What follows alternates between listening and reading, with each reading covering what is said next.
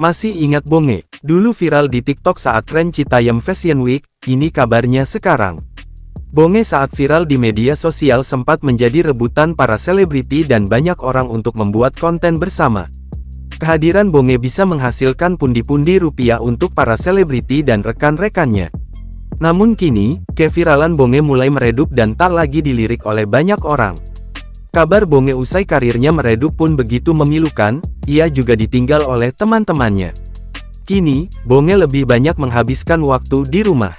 Ia mengaku sudah lama tak lagi nongkrong di Jalan Sudirman, Jakarta, tempatnya dulu sering berkumpul bersama teman. Apalagi sekarang ia banyak dijauhi oleh teman-temannya. Bonge merasa sedih, saat keadaannya sedang susah, teman-temannya menjauh. Berbeda saat dulu Bonge masih viral dan berada di lingkungan para artis, banyak teman-teman yang mendekat. Bonge juga menyinggung saat memiliki banyak uang, ia kerap berbagi dengan teman-temannya. Namun saat Bonge sedang kesusahan, malah tak ada yang mau membantunya.